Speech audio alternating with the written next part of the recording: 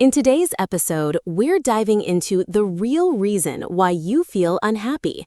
This audio recording includes subtitles, allowing you to engage with the material more thoughtfully and at your own pace. Let me guess, you did everything you were supposed to do. You chased the goals, you got the job, you bought the things, you posted the pictures. You've been running on a treadmill chasing this feeling called happiness, but it feels like the finish line just keeps moving farther away. Every time you think you finally caught it, the satisfaction just evaporates. It leaves you breathless, frustrated, and staring right back at that same empty space you started with. But what if the very act of chasing happiness is the one thing guaranteeing you'll never catch it? What if the reason you feel so stuck isn't because you're failing, but because you've been tricked into playing a game you can never, ever win? This feeling, this cycle of chasing and coming up empty, isn't just in your head. Researchers actually have a name for it: the happiness paradox. It's the bizarre truth that the more intensely people value and chase happiness, the less happy they tend to be.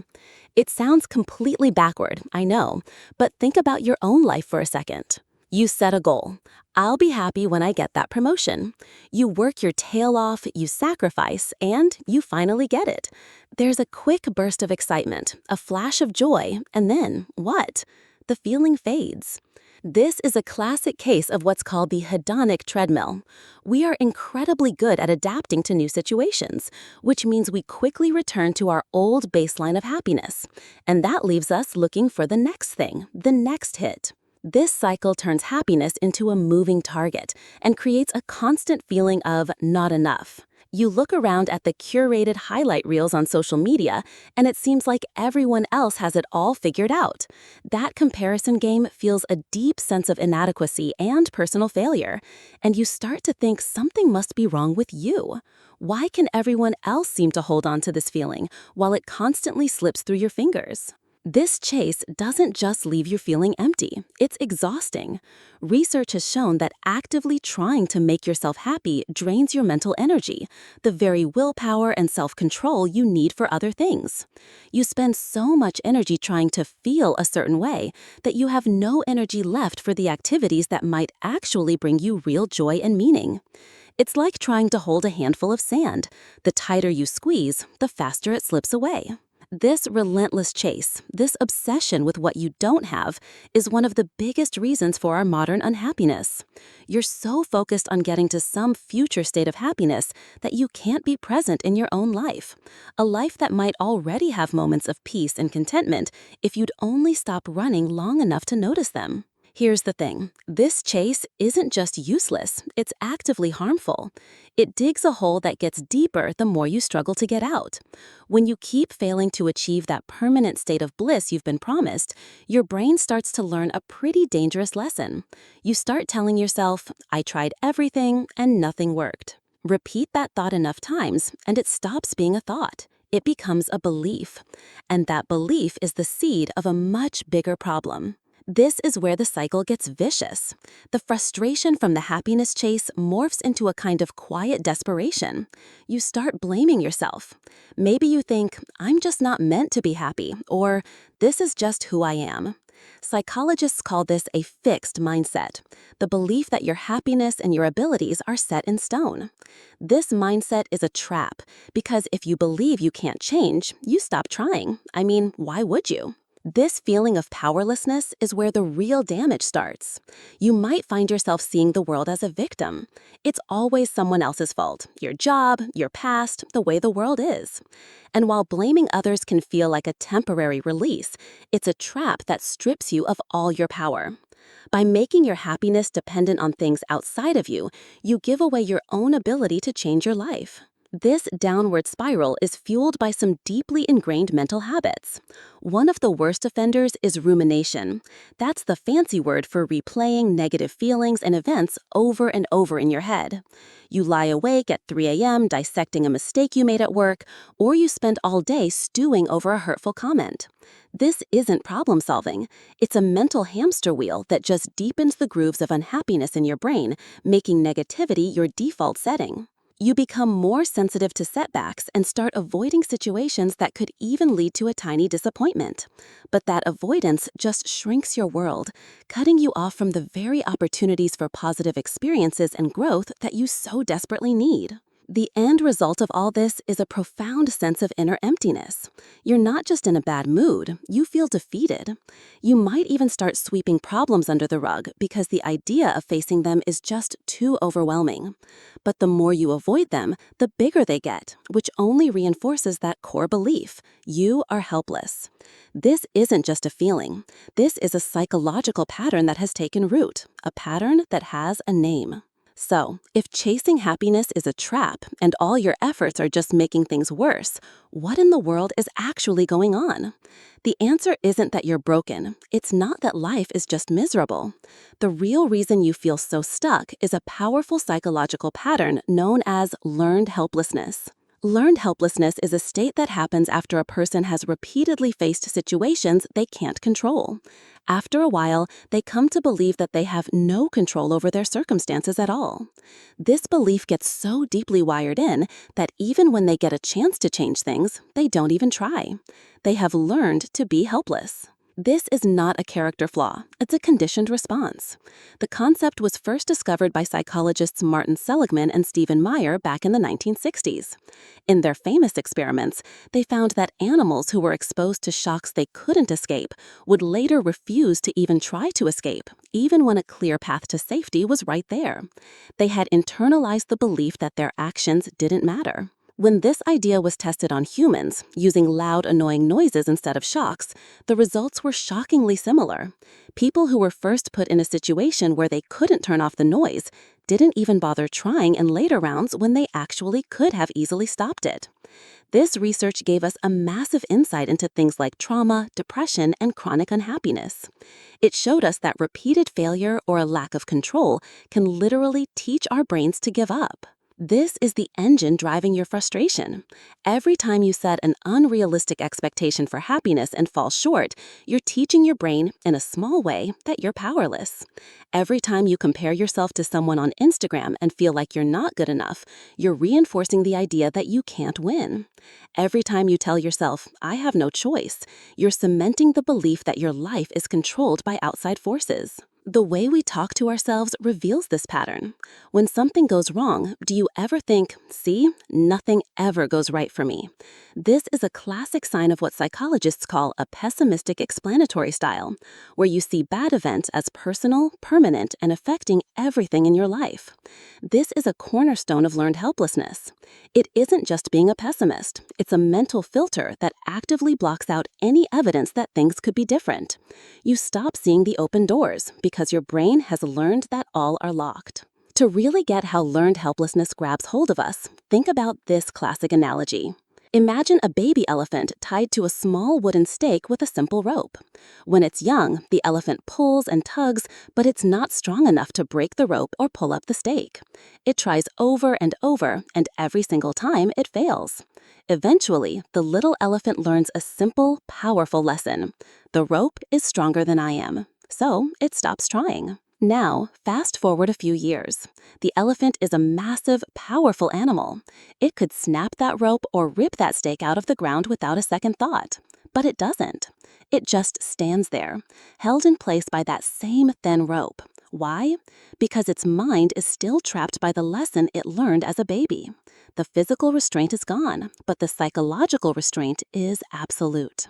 It has learned to be helpless. This is exactly what happens to us. Our ropes and stakes are often planted in childhood, maybe from an overly critical parent or a school environment where we always struggled. Sometimes it comes from overprotective parents who never let us fail, so we never learned how to solve our own problems. Or maybe the stakes were planted in adulthood, a brutal job market, a string of failed relationships, a chronic illness. These experiences, where our best efforts didn't work, teach us that same lesson: what I do doesn't matter. Learned helplessness attacks two of the most important beliefs we have: self-efficacy and an internal locus of control. Self-efficacy is just the belief that you can handle challenges. An internal locus of control is the belief that you're in the driver's seat of your own life. When these are strong, you feel empowered, but learned helplessness chips away at them until they crumble. Once this pattern is set, it becomes a self-fulfilling prophecy. Because you believe you have no control, you stop taking action. Your inaction leads to more negative results, missed opportunities, unresolved problems, which then serve as proof that your belief was right all along. See, you tell yourself, I told you nothing I do matters. This reinforces the helplessness, which leads to even less action. This is why someone struggling with learned helplessness can seem passive or unmotivated. They might complain about their situation, but seem totally unable to take any steps to fix it. It's not laziness. It's because on a deep psychological level, they are convinced that any effort is pointless. This isn't an official mental health diagnosis, but it's a destructive pattern of thinking that's a huge contributor to conditions like depression and anxiety. Recognizing this isn't about blaming yourself. It's about finally seeing the invisible rope that's been holding you back, so you can finally decide to break it. The most hopeful thing about learned helplessness is right there in the name. It is learned, and anything that can be learned can be unlearned. Getting past this isn't about one big heroic act. It's about a series of small, intentional steps that slowly rebuild your belief that you are in control. The gold standard treatment for this is therapy, especially cognitive behavioral therapy, CBT, which is designed to help you change these exact thought patterns. But there are powerful strategies you can start using right now. The first and most important step is to shift your focus from what you cannot control to what you can. So often we get stuck worrying about things we have zero power over: the economy, what other people think, things that happened in the past. The antidote is to deliberately shrink your focus down to your immediate circle of influence, no matter how tiny it seems. You can't control the traffic, but you can control the podcast you listen to in the car. You can't control if someone replies to your email, but you can control hitting send. Start by setting ridiculously small, achievable goals. The point here isn't to change your whole life overnight. The point is to give your brain cold, hard evidence that your actions have an effect. If your house is a total mess and feels overwhelming, don't make the goal clean the entire house. Make it put the dishes in the dishwasher or clear off one corner of the table. Each tiny task you complete is a win. It's a data point that proves your old belief that you are powerless is wrong. This process slowly rebuilds your self-esteem and creates momentum for bigger actions down the road. The second step is to start challenging your own negative thoughts. When you catch yourself thinking in absolutes like, I always mess up, or nothing ever works out for me, just pause and challenge it. Is it really true that you have always failed at everything? Can you think of just one time that's not true? This practice is about realizing that your thoughts are not facts.